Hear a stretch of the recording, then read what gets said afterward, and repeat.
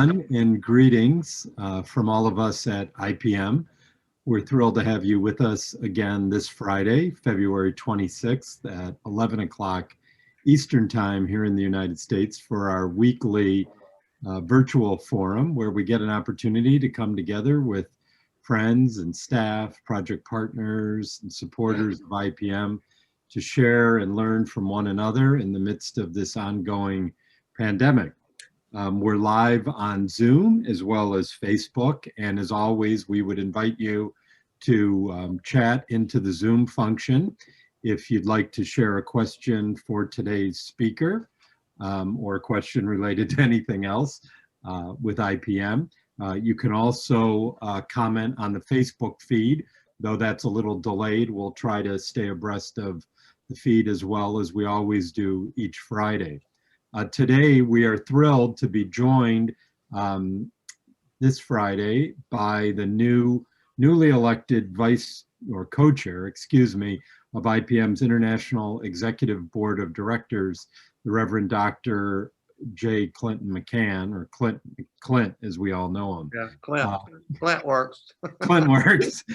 He serves as a professor of biblical interpretation at Eden Theological Seminary in St. Louis, Missouri, where he was one of my doctoral project advisors along with Leah Gunning-Francis. And today he's going to be speaking to us about God is Great, God is Green. It'll open up a discussion on our common responsibility to care for creation, acknowledging the Judeo-Christian tradition has sometimes been blamed for the ecological crisis. This presentation by Clint will explore how the resources of the Abrahamic faith can serve as an impetus and inspiration for the care of creation. Appropriately, given that this is the last forum we're going to have during this Black History Month here in the United States, attention will also be given to how racial and environmental justice are inextricably linked, and many of us have seen that ourselves on IPM immersions in places like Dandora, Kenya, in Delhi, certainly in El Salvador, in Brazil, and really around the world where IPM works, and including in our hometowns of St. Louis and Cleveland, where poor, urban, predominantly African-American populations continue to suffer most dramatically and most directly from environmental injustice in their community, the location of dumps, of toxic brownfields, you name it. Lead poisoning, a real issue in my hometown of Cleveland, older homes there. So we're going to, Clint is a dear friend, and I've heard him preach and lecture many times all over the world in at least 6 or 7 different countries, I think. And he's always a thrilling presenter. I have the daughter of a dear friend who said, boy, I'd go to church every Sunday if I could listen to that guy. I'm not so sure that's true, but she would actually show up. But I know that Clint, particularly when you get him going on the Psalms, can go and go and go, and it's always really engaging. So as we're all kind of struggling with cabin fatigue, and the sun is peeking into some of our windows this morning, and spring, at least in North America, doesn't seem too far away, it's really a pleasure to have Clint with us this Friday to lead us in this week's forum and really wind down February as we all look forward to the promise of March to come. So thank you, Clint. And again, please everyone mute yourselves. And again, you can post in the chat function or on Facebook if you have any questions or comments for Dr. McCann's presentation.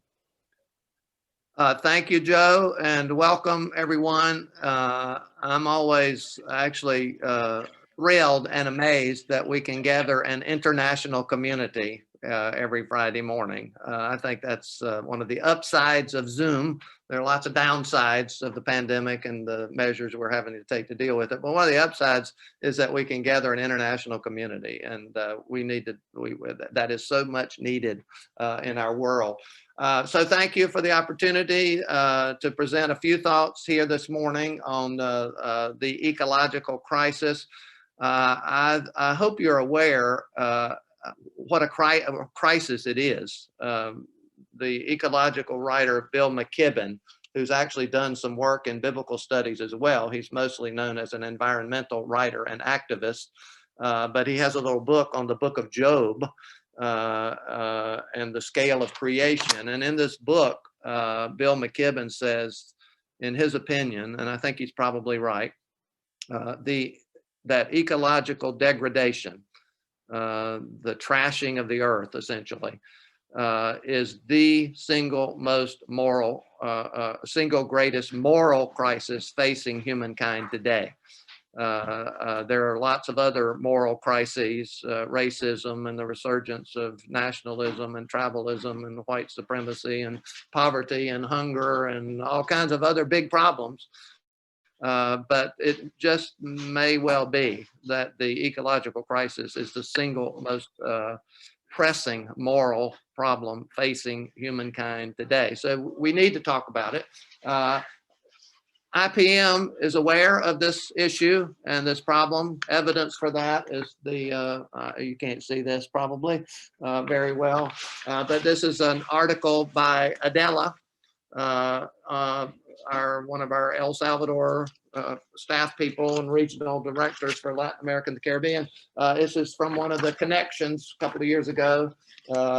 Connections focus respecting the environment, El Salvador, and Joe's already alluded to the intersection of ecological issues and social issues. Adela mentioned that in her essay, and we'll come back to that toward the end. But just to alert you from the beginning that IPM is aware of the ecological crisis. It affects our project partners. That was Adela's major point here in this essay. So at any rate, it's good that we can talk about it and think about it. And I want to draw you all into the discussion. My expertise, if I have any, is on the Judeo-Christian materials. And I will talk about them for a while, but we'll broaden that discussion as well. As Joe suggested, the Judeo-Christian tradition has actually been implicated in causing the ecological crisis. There was an essay, an article in Science, the journal Science, about, well, just over 50 years ago by somebody by the name of Lynn White. And what Lynn White argued is that the Judeo-Christian tradition, and particularly the opening chapters of the Bible, which is the Hebrew scripture, the Jewish scripture, as well as Christian scripture, the book of Genesis, the creation narrative. And in particular, he said, the concept that is featured there in the first chapter of the book of Genesis, the concept of dominion given to humankind, how that has been so problematic because folks have taken that as a biblical warrant to be in charge of the creation. God put us in charge, as it were, so we can do whatever we want to. And the results, he said, of that understanding of dominion or power has been catastrophic.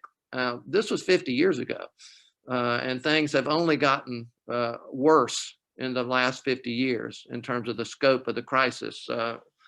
I still read the newspaper, but I also look at my phone where the news pops up, you know, for me to read every morning selectively. And one of the news items this morning was a report that has just come out in the last day or so from the United Nations Climate Group.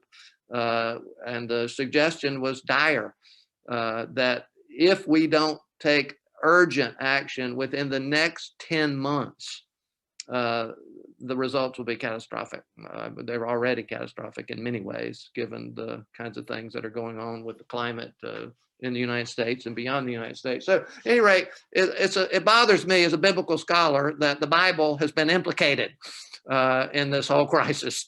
What I want to suggest is that the use of Genesis 1 to legitimate domination of the creation is bad biblical interpretation.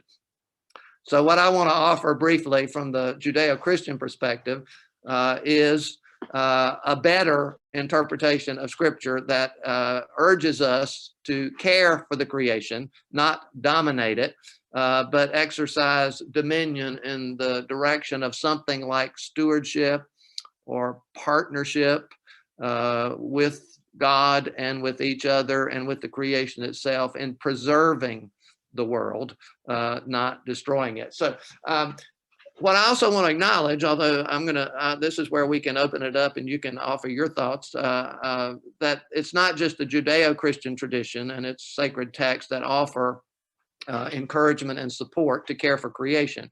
That is across the board in world religions. And there are Muslims and Hindus and Sikhs and indigenous folk all over the world who look to their sacred traditions and texts as invitation and resource for the care of creation. So and of course, IPM works, was founded by Christians, Lutherans, but we work interfaith. So it's important to acknowledge that and to draw on the scope of world religions as a resource here in partnership to care for creation. But at any rate, so I'm going to talk a little bit about the Bible, since that's my expertise. What I want to warn us from the very beginning is that the Bible, while it offers invitations and resources, perspectives that invite us to care for creation, it does not offer any easy answers or simple solutions. So you can't go to the Bible looking for easy answers or simple solutions. There aren't any easy answers or simple solutions because this is a long-standing crisis.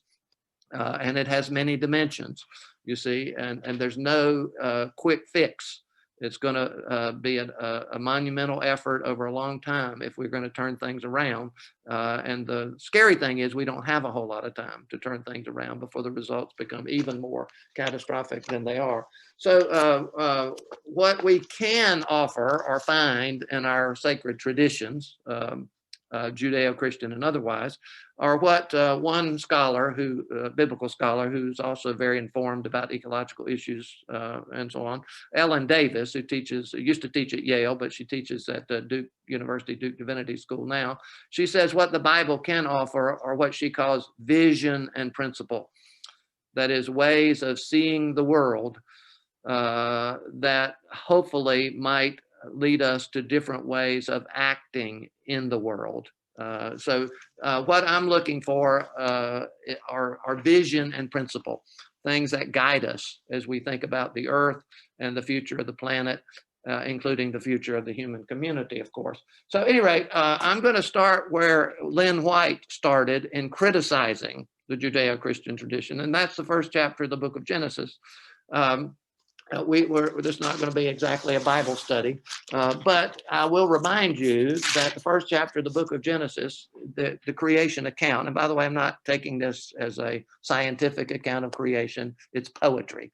Ellen Davis calls it Israel's creation poem. But I'm taking the material not literally, but seriously. In terms of vision and principle. And it's about the creation, not just of humankind, it's about the creation of the world.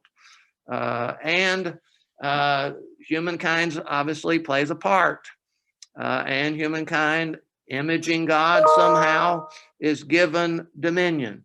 But what does that mean? You see, what in the context of Genesis 1 and the opening chapters of the book of Genesis and in the Bible as a whole, what does it mean to exercise dominion or power other than simply concluding that we are in charge so we can do whatever we want to?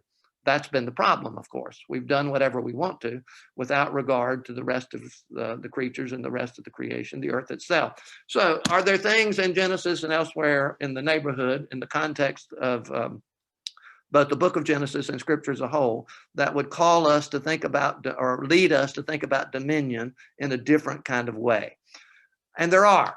If you read Genesis or remember Genesis 1 from the past, there's a word that occurs there 7 times. There's 7 days. This word does not occur every day of the creation, but it occurs 7 times. You know what I'm talking about? Anybody? Go back to Sunday school. Some of you Christians here. It's the word good, right? The word good. Interestingly, God looks at the world repeatedly as the creation unfolds, and God's assessment in every case is that it is good. 7 times, and that's not coincidental. 7 is the biblical number for wholeness or completion. In other words, God's assessment of the creation is that it is good, good, good, good, good, good, very good in the final analysis, 7 times good. So the implication is that whatever we humans do in our exercise of dominion should not diminish the goodness of the creation. And by goodness here, we can think of not that everything that happens in the world is good from anyone's perspective, but goodness in this context means the sustenance of life, the sustenance of the ongoing gift of life. And that is indicated by the commission or the commandment given to humankind after the gift of dominion has been offered. It's this, or along with the gift of dominion: be fruitful and multiply and fill the earth. Bill McKibben says that's the only biblical commandment that humankind has consistently obeyed and fulfilled, is being fruitful and filling the earth. And there's some truth to that. In fact, we've done too well, many would say, at being fruitful and multiplying and filling the earth, so that one of the dimensions of the ecological crisis is overpopulation. It's not clear that the earth and its current supply of resources can sustain a population of 7.3 billion people, which is roughly the population of the earth. It's supposed to plateau in mid-21st century at about 9 billion, most population biologists say. There are those who say we can do it. That is, basically, we can feed, at least on a sustenance level, 9 billion people, but there are others who say that taxes the resources of the earth. And in any case, we US citizens have to be really careful about this, because we US citizens who are privileged and generally wealthy in comparison to the rest of the world, we kind of think, well, we can bring the rest of the world up to our level, make everybody middle class or upper middle class and have what we have. If we did that, if we tried to bring the entire world population up to the level of say, a middle-class North American, the lifestyle to which we've grown accustomed, how many Earths would it take to resource the lifestyle that we North Americans have grown accustomed to? What would it take to resource that lifestyle for everyone in the world? How many Earths would it take and its resources? About 5, scientists estimate. So, I mean, the challenge to those of us in North America, at least, is we're going to have to change. We're going to have to change our way of life. As some people put it, the invitation is to live more simply, that others may simply live. But that's hard to get people to do, you see. At any rate, dominion is not simply about getting what we want. It's somehow about preserving the goodness of creation. And there's every reason to do that, given other clues in the context of Genesis 1. I'm teaching a Hebrew class at the moment, taught all of January on Hebrew grammar, and I'm now teaching a prophets class that assumes the knowledge of Hebrew for some of the students at least. And the Hebrew language is helpful here. Do you know what Hebrew language calls us people, us humans? We call ourselves in English. What is the Hebrew word? Adam. Adam. We usually think about it as Adam with a capital A, but that's obviously symbolic. Adam was not the original human. That's just a story. It's an important story, but Adam means humankind. And the earth is named what? The soil, the dirt, the ground.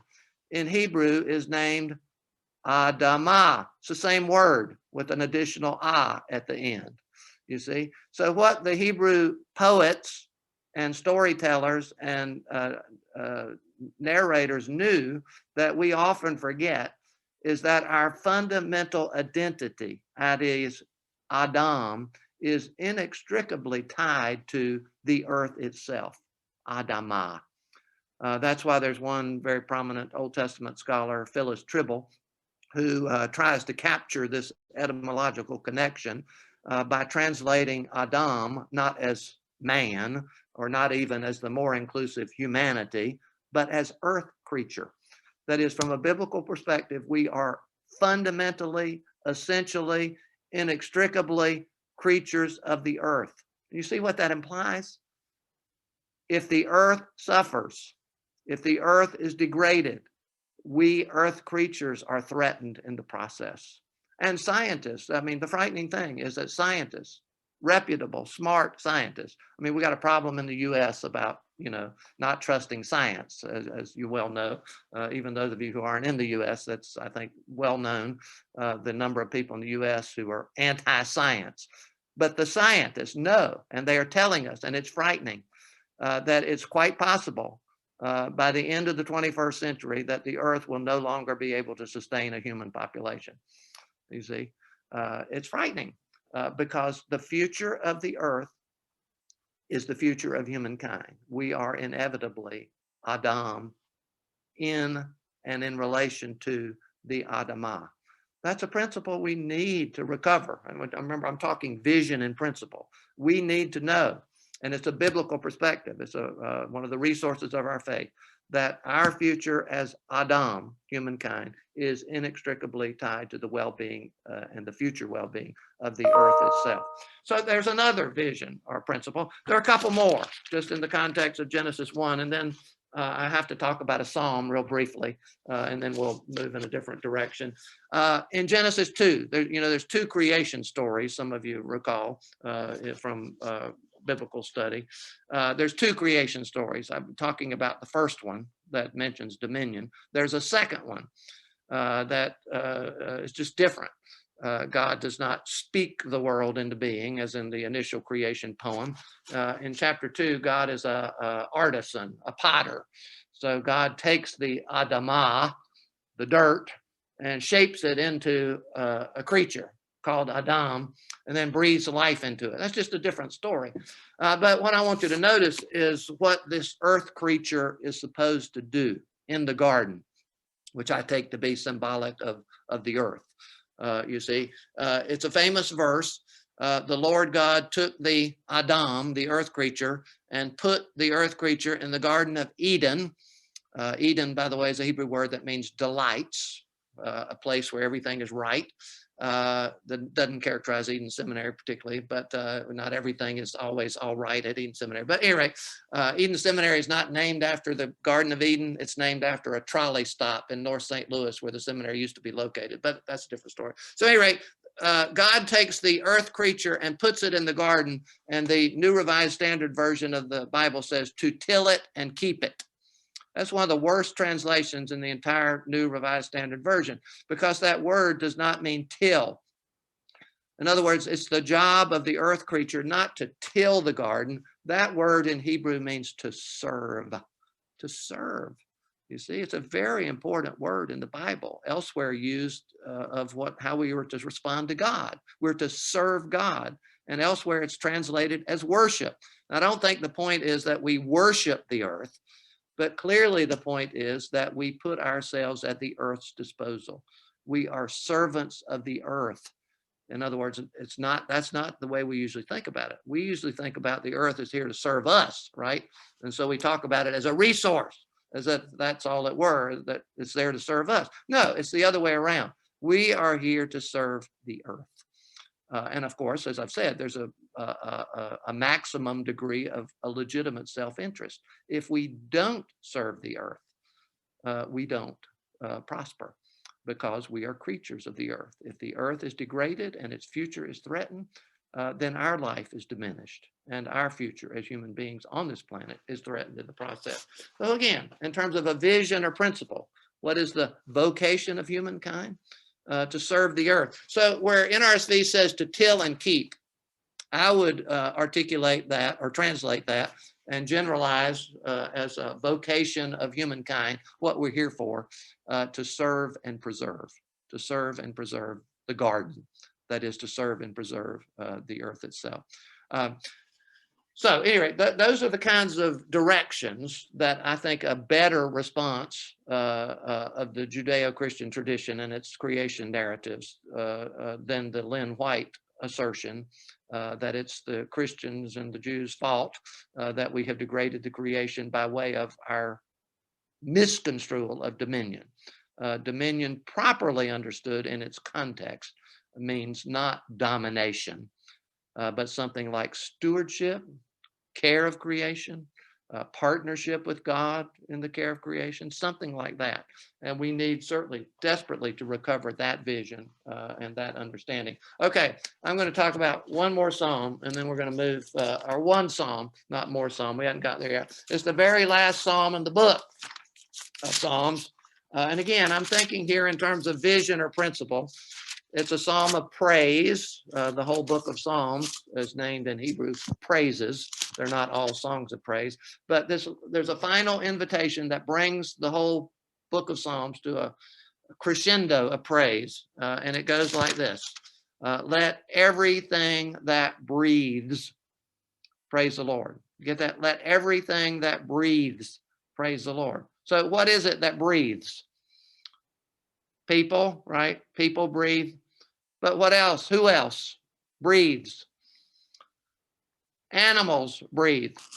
I would argue that trees breathe, and that's a good thing because trees breathe out oxygen and in the carbon dioxide that we breathe out. We can't live without trees, in other words. So it's interesting that the final verse of the Psalms that brings it all to a glorious conclusion is an invitation to everything that breathes, praise God. Now, you have to use your imagination here, but the Psalms were meant for worship, right? So the community of worship or praise that is envisioned here is not just a human community. It's a creational community. It would, in at least the poet's imagination, include not just all people. I mean, that's challenging enough, just to get all people together. But that's one of IPM's goals, is to form an international community of care and service. So, but it's bigger than that. It's a community that involves everything that has breath: people, creatures, and even the trees. I include the trees in part because I think scientifically they do breathe. But if you go back 2 Psalms to Psalm 148, there's an explicit invitation to trees to praise God. So I like to think of trees as sort of partners with people and other creatures in a kind of world encompassing congregation. But that's the vision, you see, that's the vision of a world united. Not just a human family united, but a land community, the ecologists call it. So it's an invitation to think about community far more expansively than we usually do. When we mention the word community, we usually think about, the people in the neighborhood, our friends and neighbors and church folk or whatever. And that's good that we think about community as getting people together, but that's far too limited from a biblical perspective. When we think about community from this perspective, it's about getting the world together. People, creatures, and features of creation, even. If you go back and read Psalm 148. I was at the Missouri Botanical Garden several years ago, and there was a sign, a quote by a scientist. We were outside a building called the Insectarium. Some of you might know that building at the zoo, the Insectarium. If you go inside, it's a bunch of little terrariums with roaches and huge bugs and all this kind of stuff. And there's a huge statue of a bug outside of it. And the children, who were small at the time, wouldn't go in the building because they were scared. So as Sarah tried to talk them into going into the terrarium or into the insectarium, I was reading the signage outside. And one of the signs was a quote by a very famous biologist by the name of Edward O. Wilson, or E.O. Wilson. And here's what it said, and it gave me an entirely new appreciation of Psalm 150, verse 6. And this is after I'd already written a full-length commentary on the book of Psalms. So I didn't have the advantage of including this, but I like to mention it now when I talk about Psalm 150. Here's the quote. So important are insects and other land-dwelling arthropods, bugs in other words, that if all were to disappear suddenly, for whatever reason, if all were to disappear, humanity probably could not last more than a few months. You get that? I think E.O. Wilson has extended the timeline a bit to maybe a few years, but the point is clear. We human beings cannot live without bugs and insects, without the other creatures. That may not be something we like to think about, but it's true. and it's bothersome. I just pulled this from the St. Louis Post-Dispatch a couple of weeks ago, January the 12th. The headline is this: "Scientists decry world's ongoing insect apocalypse." The entomologists who study bugs have concluded that 1 to 2% of the bugs and insects in the world are disappearing every year. Now, you multiply 2% by 50, and you're right toward the end of the 21st century. If that rate continues, there won't be bugs or many bugs left by the end of the century. This is one of the things that bothers scientists. It's an insect apocalypse. We can't live without them. So the biblical vision of a community that includes everything that has breath, every living thing, including trees and bugs and stuff like that, that biblical vision is just absolutely essential to recover if we are going to treat the earth and all of its creatures in a more equitable, life-sustaining way. So at any rate, that's the only psalm I'm going to talk about, but I could talk about lots of others, as Joe suggested, but then we'd be here for, like weeks instead of a few minutes. So I'm going to stop at that. And what I want to say is, I've been talking about the Judeo-Christian, the resources of the Judeo-Christian tradition. What I want to point out is that other world religions, including the other Abrahamic faith, which would be Islam, but beyond the Abrahamic faiths, Judaism, Christianity, and Islam, other world religions also have resources that encourage their adherents, any of us, all of us, whether we're part of that particular religion or tradition or not, to care for creation. Now, I'm going to try to share screen here and point you to a resource. My expertise is in Judaism and Christianity, but there are other faiths and traditions that have similar spiritual resources. And this is what I'm going to try to do. I'm looking at the chat here too. Mickey said, "I'm always impressed with the Navajo respect for the earth." Yeah, and their careful use of resources, absolutely.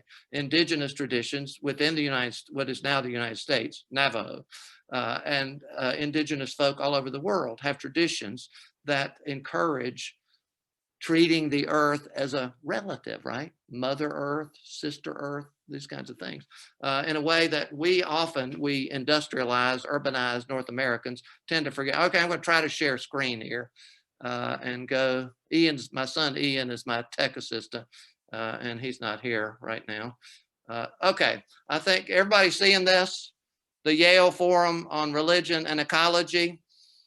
That's what I would recommend to you, because we don't have time to talk about all the world religion and the resources. So if you want to follow up on this, this is a great place to start. I've been playing around with it in the last couple of days in preparation for today, and I certainly don't know everything. But you get to this website, and there it is. At the top is the address, FORE, Forum on Religion and Ecology, Yale. You've got world religions, and Ian said I could click on that and go through the page. So I'm going to click on world religions, and it's going to take you or us to an essay, an overview essay on world religions.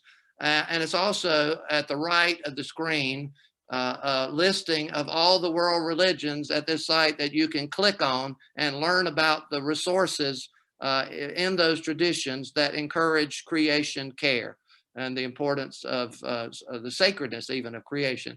So you can click on indigenous. That's what Mickey was talking about. We've been talking about Judaism and Christianity. Let's click on Islam, since that's the other Abrahamic faith, at least.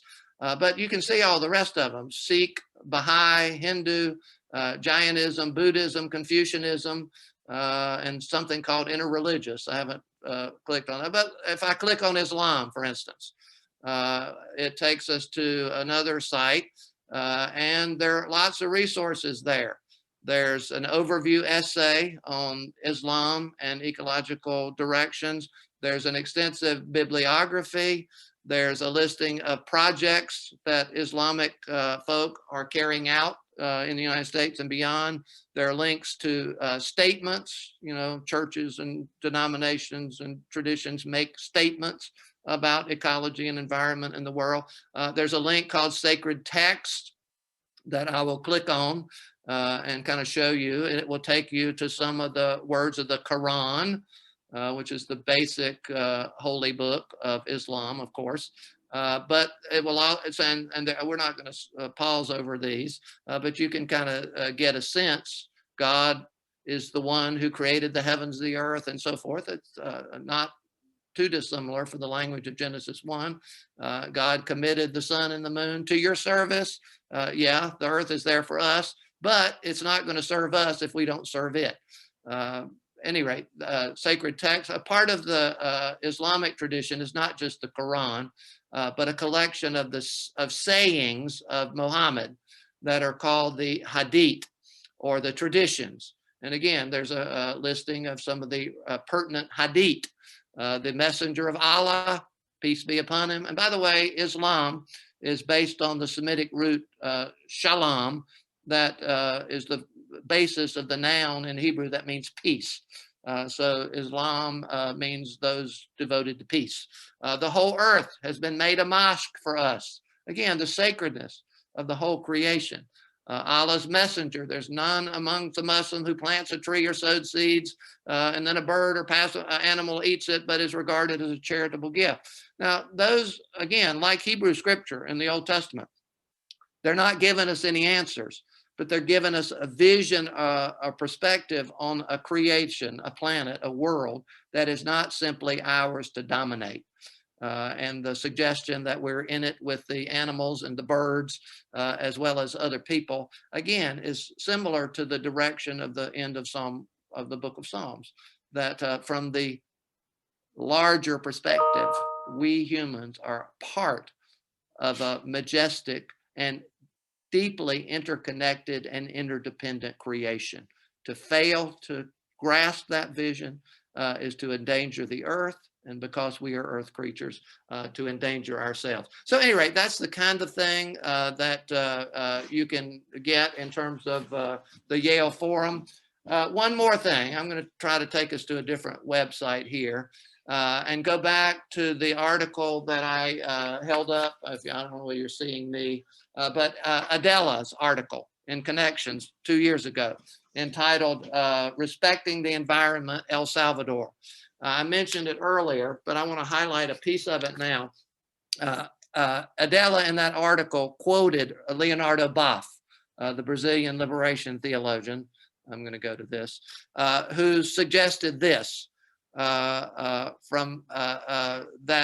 the cry of the earth is indeed also the cry of the poor.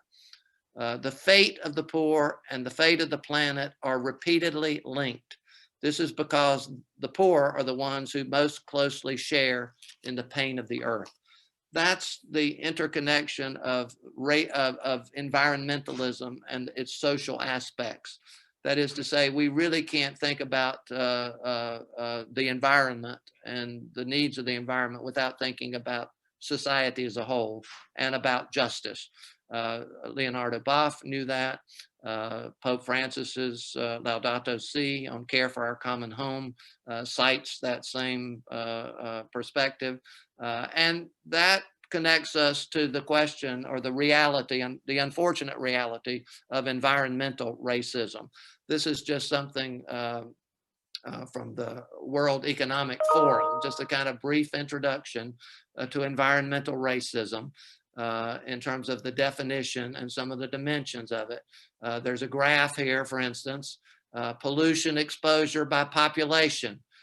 Who in the US is more regularly exposed to pollution? Who is it? Latinx Americans, Black Americans. Who is less exposed to pollution and the effects of pollution? Non-Hispanic white Americans. There in one chart is the problem, or the reality. And it involves things like what? Lead poisoning in Cleveland, We've got the same issue in the United States. I'm a member, or in the St. Louis area, I'm a member of the NAACP, along with some of my students who work closely with the issue of lead poisoning in St. Louis, particularly the urban neighborhoods of St. Louis, many of which are predominantly African American. You've got what? Flint, Michigan. You've got, well, environmental racism goes all the way back to the Trail of Tears. The mistreatment of indigenous folk, the confining of them in basically concentration camps that we more euphemistically call reservations. But they are often in the least desirable and least productive land. And if that weren't bad enough, what happened after that was the US military would come and put waste dumps and nuclear dumps right near those things. At any rate, what I want to highlight just real quick, and then it was an African-American civil rights leader by the name of Ben Chavis who coined the term environmental racism in 1982. Ben Chavis happens to have been, I think he's still around, a UCC minister. And 1982 was an instance in there's Ben Chavis, an instance where in North Carolina, Chavis, here's if you can see it in the middle of the screen, Chavis works in civil rights. He was a member of the Wilmington 10 and so on. But he was also involved in the early 1980s in protesting a PCB waste dump in Warren County, North Carolina. He was from North Carolina. Warren County just happened to be the poorest county in North Carolina, and by percentage of population, the most African-American county in North Carolina. And that's where they decided to put the waste dump. He protested. The United Church of Christ Justice Unit protested. I protested because in early 1980s, I was a young pastor and I lived in Warren County, North Carolina. So it's interesting that some people mark that as the beginning of the environmental or the term environmental racism, although the reality of it goes way back, and it's clearly not just a US phenomenon. Joe mentioned Kenya, El Salvador. You've got issues of water and access to water in El Salvador that I know about, and others of you who live there have been involved in.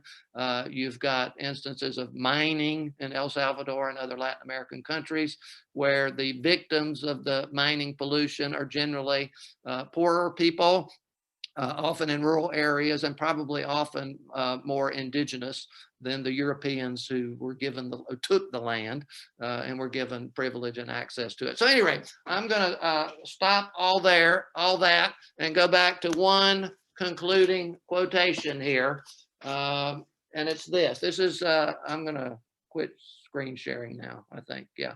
Okay. I'm going to wrap up with this quote. This is from a guy named Gus Speth, S-P-E-T-H. He's an environmental lawyer in the United States, fairly well known. But he said this several years ago.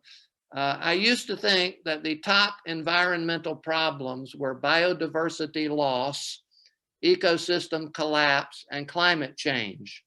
And they are environmental problems, by the way. And Adela's article makes a strong case of how those very environmental problems, climate change in particular, are affecting our project partners in El Salvador, Nicaragua, the Dominican, Brazil, and so on. So those are major problems. He said, I used to think those were the top major problems. I thought that with 30 years of good science, we could address these problems, but I was wrong. The top environmental problems are selfishness, greed, and apathy. And to deal with those, we need a spiritual and cultural transformation. And we scientists don't know how to do that, you see. In other words, in this environmental lawyer's opinion, if the climate crisis, the ecological crisis, is going to be addressed in any meaningful way, it is going to take the resources of communities that know how to effect and contribute to spiritual and social transformation. Our faith communities should know how to do that. You see, our churches, our synagogues, our mosques, or whatever. That's our business as people of faith, as it were. Our calling is to affect social transformation.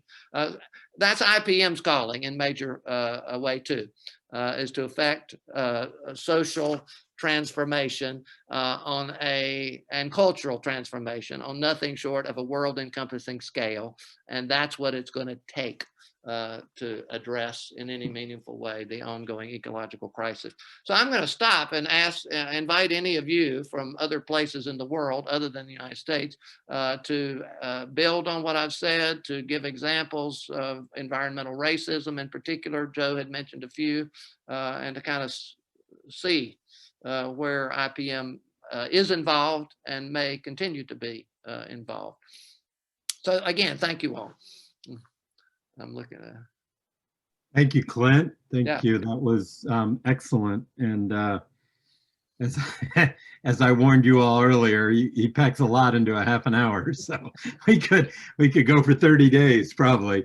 Well, I can talk a lot more if you want me to, but that's enough for me, I think. Well, we can have you every Friday for the rest of the year, or once a month. Yeah, we could have a monthly psalm. Yeah, good. I could definitely handle that. So we're thrilled, as I mentioned earlier, that Dr. McCann is agreed to serve as the new co-chair of IPM's International Executive Board of Directors with Xenia Chavez in Nicaragua and San Francisco Libre, working with Saprosi, though she lives in Managua. And so it's a really exciting moment in IPM's development to have them as co-chairs and to model a new way of being organizationally as well, across gender and nationality, ethnicity, and other borders that we always try to cross. It's sort of been at the heart of our mission since the very early days, and border crossing is really at the core of what IPM is all about. So Clint and Xenia are stepping into the able shoes of Jim Camp Hafner, who's on the phone, and Sharon Milligan, Jan Bullard, so many others over the year, Caroline Mills, who have served in leadership roles at IPM, Matthew Carter, which really a powerful reflection of this organization's commitment to diversity. Some of those folks I mentioned, first African-American chair of the board, first African-American female chair of the board, first project partner chair, first Native American chair, and now the first Nicaraguan or non-US co-chair with Clint McCann. So a really exciting moment in the development of IPM, and one that's probably worth mentioning this last Friday of Black History Month here in the US. I know there are some comments online, and that we are really grateful. Ilsa shared Clint's links to, you all know I have a bias for that school in New Haven. So I figured you'd like that. Actually spent quite a bit of time at what was then called the School of Forestry and Environmental Study. Took a bunch of their kids canoeing, while I was in divinity school. But you can check things out at that Yale Forum and also at the World Economic Forum. Vicky has commented from El Salvador that this is very helpful, and I'm sure she, like I, is thinking about all the ways that we could integrate this kind of program into our virtual immersion experience program. As I mentioned, Clint has co-led and taught courses and co-led with me, or I've been the junior leader of a couple of immersions in Nicaragua and Costa Rica, El Salvador and Costa Rica. But there's some comments coming in that I want to share, and I'm just trying to see how I just lost my. While Joe is looking there, I put up a document that's I labeled environmental racism, very basic resources, but these are relatively recent kinds of things. That first one is the website I put up briefly, but there's 5 books, again, all fairly recent, on environmental racism in the United States. And one is, it's not just African American, but the one by Dina Julia Whitaker, As Long as Grass Grows, the indigenous fight for environmental justice from colonization. In other words, environmental racism goes way back, from colonization to Standing Rock, which is, of course, is a major protest against pipeline in the United States. So again, those are all indicative of how environmental racism is in view of at least the scholarly and scientific communities. Our challenge is to make it in view to more ordinary citizens who can join the fight, as it were. And with the new, I have that as a document. If you'll email, I'll be glad to send you that. No, we'd love to be able to share that. And I'd be remiss if I didn't mention the new potential new secretary. I don't think she's been confirmed yet, but will be our first Native American Secretary of the Interior, which will bring a Native perspective, hopefully, to her work. Jim Campeffner, the former immediate past chair of the IPM Board of Directors, says that he loves how Clint has linked the importance of faith and social transformation to the issues of environmental justice, gives additional meaning to IPM's identification as a faith-based organization, how true that is. Les Weber, and Clint, you may not know, Les is Grace's brother. I recognize the Weber name, yeah. Yeah, well known in St. Louis, that's for sure. Yeah. Les is asking if the quote-unquote insect apocalypse being discussed in Christian denominational circles. Do you know if that's coming up at all? Well, I have not heard it discussed. I've seen it in scientific circles. And of course, every time I talk about the Psalms, it's discussed, but it probably not very widely. This is, I say, that part of the challenge is to get the conditions of the earth, including things like the loss of biodiversity, especially the insect kind of thing. But species disappearance is across the board. For instance, we're here for an hour, right? In an average hour on Earth, somewhere, 3 species of plants or animals disappear every hour. Every hour, 3 species. Now, a lot of them are probably insects and bugs, actually, but 3 species of plants or animals disappear every hour on the Earth somewhere. That's a lot of species when you multiply 3 times 24, 72 a day, and multiply 72 by 365. That's somewhere in the neighborhood of 27,000 of species of plants or animals disappear every year. On average, that's a worrisome reality, and it probably is not being discussed widely in Christian denominations, and that again, that's part of our challenge, to be sure. Yeah, maybe ask for those who are not of the Christian tradition or not in the United States, any other understanding, anything you've heard or read about the insect apocalypse, or anything that Clint mentioned here. I don't want to put anyone on the spot, but I can see a couple of, well, at least 3 or 4 people who don't identify as Christian, at least as far as I'm. Right, yeah, yeah. Anyone else, Mahesh? Yeah, I just wanted to come in and say that there are certain traditions in our part of the world which believes in worshipping the ecosystem. For example, trees, rivers. Even the animal world too. So each god has an animal totem attached to it. So for example, you have Ganesha and the rat, you have Kartikeya and the peacock. So there's a range of such animals. So there is an element of animal and nature worship, which is part of the tradition here. I would even point out Jainism in particular, which I mean, people nowadays wear masks because of Corona, and I know many visitors who have come to India used to wonder why Jain monks wear masks all the time. And one of their theological basis is that all life is valuable, and you have to minimize that to even the minutest of viruses also have to be protected, from death and injury. It's not only protecting oneself, but protecting the environment also. So there are various such traditions. There's one interesting thing that I wanted to share, that in many of our traditions, when I was 7 months old, I mean, during the 7th month of pregnancy, my mother had to plant a particular kind of tree. It is an arecana tree. So each and every child has a tree in their village, and they are told that it was planted in your name before you were born. And when you are born, you as you grow till you're 7, 8 years old, every year you go back to this tree of yours, and you learn about the environment and how it is important and how long it takes to create life, how long it takes to sustain life. And I remember my grandmother and some of my aunties telling me stories about the nature trees. They take longer, they take longer to grow, they last longer, and they've been to take care of them. Mm-hmm. So just these are the 2 or 3 things that I felt like sharing. Yeah, yeah. Well, trees are crucial. Scientists call the rainforest the lungs of the planet because of the necessity.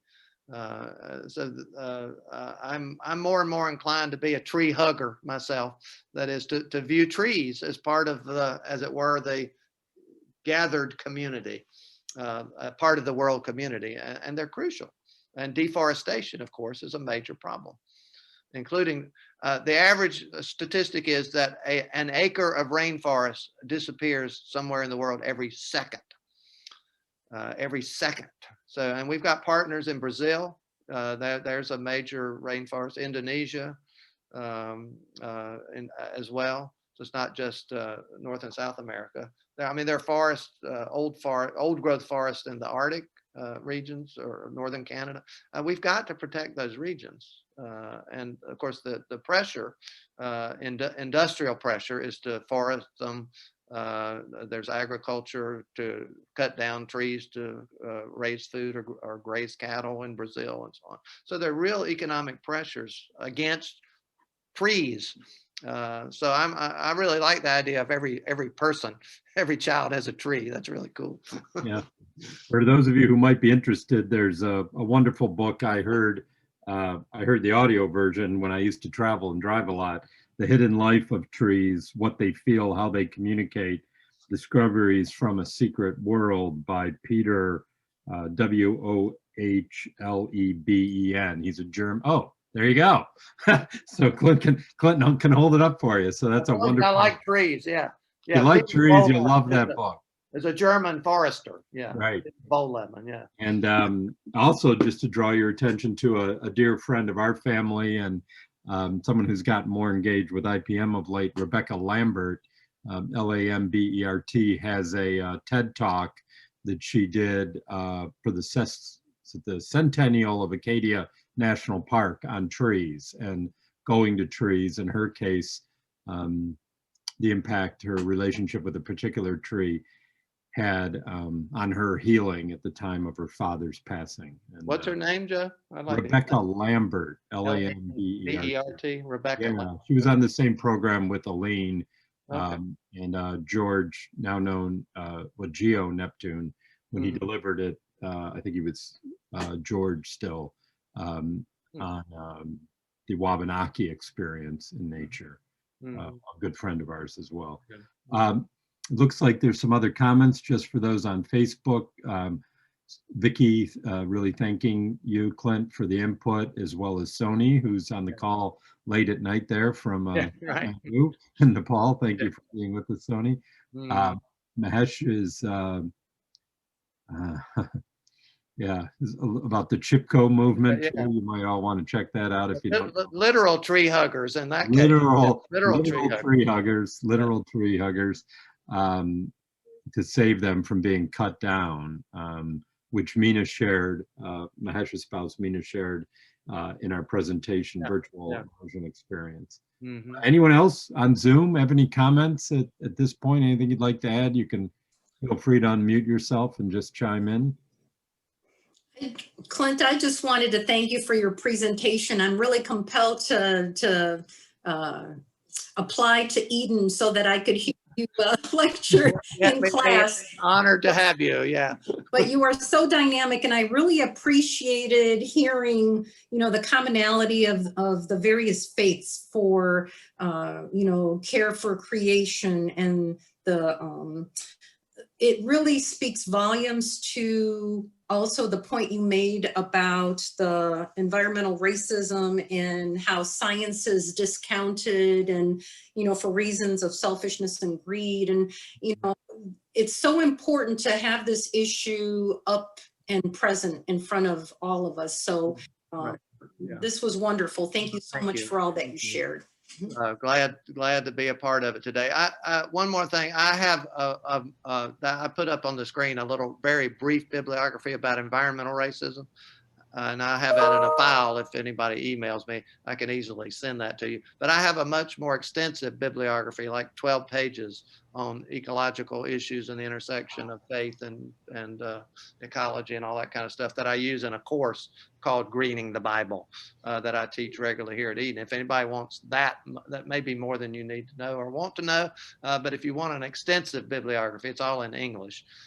Sources primarily, Bobby. That's in a file too, and I'd be happy to email that. Yeah, Clint, maybe if you could share that with Ilsa and I, and then if anyone would like it, they can reach out to us direct. It looks like Vicky. Okay, I can send it to Vicky. Like it, and I know she wants to talk to you, or we both want to talk to you about a upcoming virtual immersion that on the topic, which we think would be really quite powerful. We do have an upcoming one with John Carroll University in Cleveland. Looking at Isabel Wilkerson's latest book, Cast. Oh, cool. And probably could add some people to that if they're interested. We are looking at more thematic virtual immersions, just as we're trying to move forward with these virtual forums with more of a thematic focus. And particularly pleased this week that we were able to end IPM's commemoration of Black History Month by highlighting the impacts of environmental racism on the communities where we work, not only in the United States historically and among Native populations still, but around the world. It's after 12, and I want to be conscious of everyone's time. And thank you again, Clint, for putting together this wonderful presentation and sharing your expertise and your passion for this topic with all of us. It's always a thrill to just sit back and listen to you. I, like Ilsa, even though I have a degree at Eden, I didn't really sit in any courses with you. It was more direct study, so I never got that privilege. But I think of you often, and certainly whenever I'm, focusing on the Hebrew prophets or the Psalms in my own work. Good, yeah. I don't know, Ilsa, is there anything you want me to add at this point about upcoming programming? Well, we can announce Adela as our speaker next week, Joe. I was going to say, since Clint has been mentioning Adela again and again and again and again in her wonderful piece that she did in conjunction with the panel that we had at our luncheon a couple years ago in Cleveland, looking at the environmental justice perspective from our Latin American partners. Adela will be speaking next week at our next virtual forum at 11 o'clock and updating us on her important work as IPM's International Director of Programs and Partnerships. So we want to acknowledge her and invite you all to join us next Friday at 11 for that. And then we'll be moving forward with some other conversations throughout the month in conjunction with International Women's Day, which is March 8th, and IPM's ongoing commitment to women and girls and their education and access to economic opportunity around the world and through our partnerships. I do want to, before we sign off, just commend our dear colleague Alyssa Bovell, who many of you know has been part of the IPM family now, going back to our 40th anniversary celebrations, and did a really wonderful job that first summer and early autumn, right out of school, coordinating our first ever General Assembly, was involved in the second General Assembly, and has completed her master's at Emory University in Atlanta. She's going to be leaving IPM effective the end of the month, at least her formal relationship with IPM. I know she'll continue as a friend and a partner of many of us in our own work to pursue additional work related to gender-based violence and gender equity at a larger platform from her home in Atlanta. So we want to thank Alyssa, as the staff had the opportunity to do yesterday, for all that she's done for IPM these past 6, almost 7 years. And she will be joining the International Executive Board at their March meeting, so that you can all hear a little bit more about what she has plans and her recommendations for IPM going forward. She's done remarkable research with Aneta and Adela and Vicky, Mahesh, and Bindia and Sony and Hemant and everyone else on the call in relation to IPM's response to the pandemic and how we might move forward given what we've learned during the past year. I should also announce that Aneta is now the full-time new director of our research and resource mobilization function, and she'll probably be reaching out to many of you as she does her own work and communicates with donors and friends around the world about the important work of our IPM partners. So we're thrilled that Adela and Vicky and Ada and Mahesh are now all part of the leadership team in our ongoing commitment to diversifying IPM at every level of the organization structure and governance. So thank you all for being here again this Friday afternoon. I hope you have a wonderful weekend, and the next time we'll gather, it'll be March. So take care, be well, stay safe, and may the peace that passes all understanding. Peace. Take care, everybody. Be careful. Thank you again, Clint. Thanks, Yeah. Clint. Bye, everyone. Bye-bye. Bye. Bye.